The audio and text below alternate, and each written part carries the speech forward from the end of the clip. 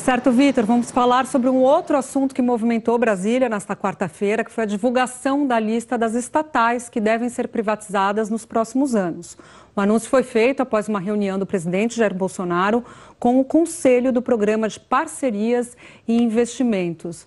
Vitor, a gente sabe, o governo apresentou algumas estatais que estão ali próximas no radar para serem privatizadas. Aí tem uma série, a gente já falou sobre Correios, Telebrás, Eletrobras, Codesp, Ceagesp, mas tem algumas questões aí no meio do caminho que até, de certa maneira, inviabilizam ou atrasam ou prejudicam, digamos assim, a aprovação nesse ano, que é uma modelagem que você tem que fazer, né? Aprovação não, a privatização esse ano. Uma é a modelagem do negócio, que muitas vezes você depende do BNDES.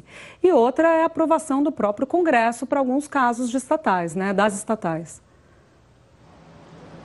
É isso mesmo, a parte do Congresso é uma parte política que é importante e, por definição do Supremo Tribunal Federal, essas privatizações, dependendo das características da empresa estatal, elas necessariamente dependem do aval do Congresso Nacional, e a gente tem visto, inclusive, a pretensão do governo de aumentar aí o processo de privatização da Eletrobras, já avançando em obstáculos colocados pelo Congresso Nacional. Nessa semana, uma medida provisória que daria aportes financeiros às subsidiárias da Eletrobras, o que poderia viabilizar o processo de privatização da Eletrobras, perdeu a validade, foi derrubada lá na Câmara dos Deputados. Então, o governo está consciente dessa necessidade de dialogar com o Congresso para viabilizar essa pretensão de privatizações.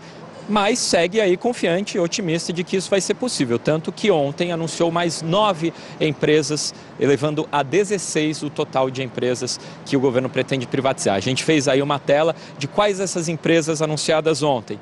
Os Correios, como o presidente Bolsonaro disse, vai ser a primeira dessa lista, a Telebrás, também a empresa gestora de ativos, a Companhia Docas do Estado de São Paulo, Codasp, a do Dataprev, que é a empresa de processamento de dados do governo da Previdência, do INSS, também o Ceagesp, que é a central de abastecimento de armazéns gerais do estado de São Paulo, a Agência Brasileira Gestora de Fundos Garantidores, a Serpro, que é a empresa de processamento de dados do governo federal, e o Centro de Excelência em Tecnologia Avançada, CEITEC.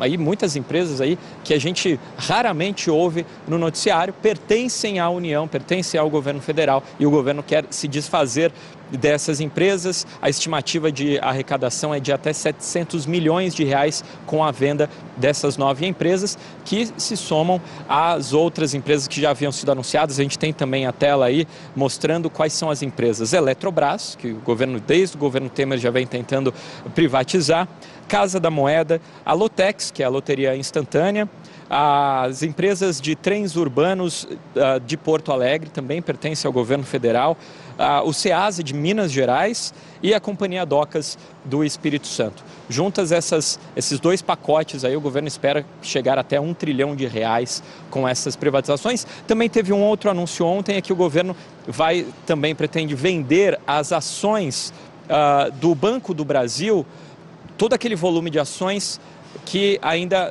vendidas ainda mantém o Banco do Brasil, o governo, como acionista majoritário do Banco do Brasil, ou seja, vai continuar com 51% das ações. Tudo aquilo que passe desses 51%, o governo vai vender. Pelo preço da ação hoje do Banco do Brasil, a estimativa é que a venda desses lotes pode trazer mais R$1 bilhão para o governo. Então, esse foi o plano anunciado ontem, nessa proposta, nessa agenda do governo de privatizações, que é a promessa de eleição do presidente Jair Bolsonaro. Júlia. Pois é, cada caso também é um caso, né? A gente estava falando de Correios, estava dizendo mais cedo que Correios tem uma resistência em parte do governo, porque tem uma operação que é considerada lucrativa, a operação de entrega dos Correios. Tem resistência na Petrobras, que o governo pretende, a equipe econômica, fazer mais a longo prazo, uma resistência do Ministério de Minas e Energia.